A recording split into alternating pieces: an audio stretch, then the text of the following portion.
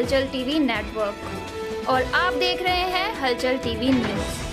हर हलचल पर नज़र, हर हलचल की खबर। नमस्कार दर्शक मित्रों, हलचल टीवी न्यूज़માં આપનું હાર્દિક સ્વાગત છે।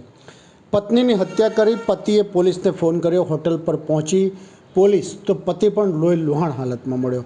ઘર કંકાસમાં પરિવાર વિખેરાયો। આણંદ વિદ્યાનગરની ફેવરિટ રીજન્સી હોટલમાં પતિએ પત્નીની હત્યા નિપજાવી પોતે પણ આત્મહત્યાનો પ્રયાસ કરતા ચકચાર મચી જવા પામી છે।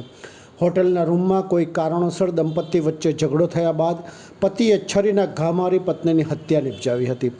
ત્યારબાદ 100 નંબર પર પોલીસને ફોન કરી પોતે પોતાની પત્નીની હત્યા કરી હોવાની અને પોતે આત્મહત્યા કરતો હોવાની જાણ કરી હતી।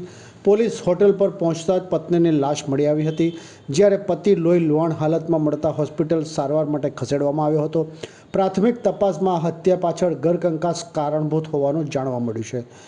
આણંદ વિદ્યાનગરની ફેવરિટ રીજન્સી હોટલના રૂમ નંબર 203માં કોટેશ્વર પ્રસાદ દવે અને તેમના પત્ની સેજલબેન રોકાયા હતા। મંગળવારે કોટેશ્વર પ્રસાદ દ્વારા પોલીસ કંટ્રોલમાં ફોન કરી જાણ કરી હતી કે તેને પોતાની પત્નીની હત્યા કરી છે અને પોતે પણ આત્મહત્યા કરી રહ્યો છે। ફોન આવતા જ પોલીસ તુરંત ફેવરિટ રીજન્સી પર પહોંચી હતી।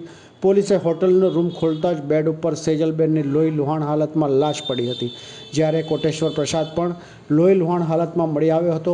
પોલીસે તાત્કાલિક એમ્બ્યુલન્સ બોલાવી કોટેશ્વર પ્રસાદને સારવાર માટે ખસેડ્યો હતો।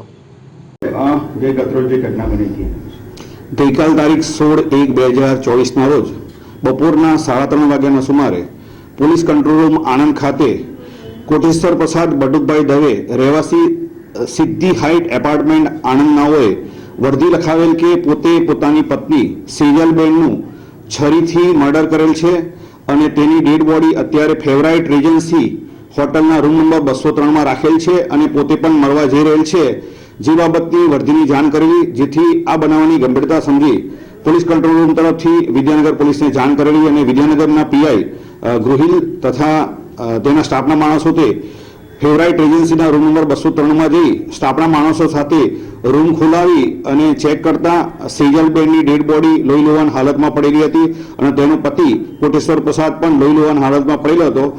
પોલીસ અધિકારી અને કર્મચારીઓ ચેક કરતા સેજલબેનનું સ્થળ પર જ મરણ થયેલ હોવાની હકીકત જણાવેલી અને તેનો પતિ કોટેશ્વર પ્રસાદ ઈજાગ્રસ્ત હોય તેને તાત્કાલિક 108 બોલાવી કૃષ્ણ જનરલ હોસ્પિટલમાં એડમિટ કરાવેલો હતો અને આ બાબતે તેની સેજલબેનના પિયર પક્ષના માણસો અમદાવાદ ખાતે રહેતા હોય તેના પિયર પક્ષના માણસોને જાણ કરેલી અને તેના પિયર પક્ષના મિતેશ રાજેન્દ્રભાઈ ભટ્ટ જે તેના ભાઈ છે તે વિદ્યાનગર ખાતે આવતા તેને બનાવની જાણ કરી અને તેમના જણાવ્યા મુજબ મર્ડરનો ગુનો રજીસ્ટર કરવામાં આવેલો છે।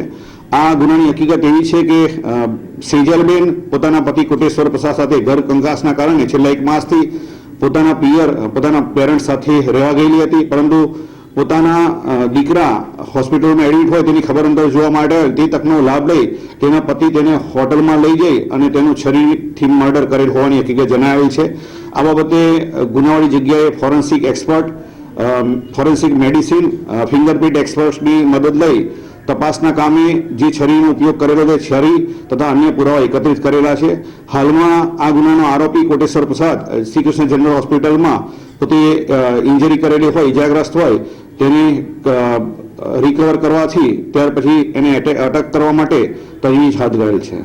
સાહેબ, આ કોટેશ્વર પ્રસાદના પરિવારમાં કેટલા લોકો હતા કે એના બાળ બચ્ચાઓ? હાલમાં પ્રાથમિક હકીકત જાણવા મળેલ છે તે મુજબ કોટેશ્વર પ્રસાદને પોતાના 2 દીકરા, એક 13 વર્ષનો અને એક 10 વર્ષનો દીકરો છે અને પોતાની મમ્મી સાથે આણંદ ખાતેના સિદ્ધિ હાઇટ એપાર્ટમેન્ટમાં રહે છે। સાહેબ, આ લોકોને કોઈ અગાઉ મારામારી પતિ પત્ની વચ્ચે થઈ એવું કોઈ? કોટેશ્વર પ્રસાદ આ અગાઉ 1 મહિના પહેલા અમૂલ ડેરીમાં પ્રાઇવેટ લેબર કોન્ટ્રાક્ટરના અંડરમાં કામ કરતા હતા અને છેલ્લા 1 મહિનાથી એને નોકરી નહીં મળતા અને ફાઇનાન્શિયલ ટ્રબલ હોવાથી પતિ પત્ની વચ્ચે અવારનવાર નાના મોટા ઘરકંકાસ થતી હતી, જેનાથી નારાજ થઈ અને તેની પત્ની મરણ જનાર સેજલબેન 1 માસથી પોતાના પિયર અમદાવાદ ખાતે જતી રહેલ હોવાની હકીકત જાણવા મળેલ છે। ये है हलचल टीवी नेटवर्क और आप देख रहे हैं हलचल टीवी। ये है हलचल टीवी, हर हलचल पर नजर और आप देख रहे हैं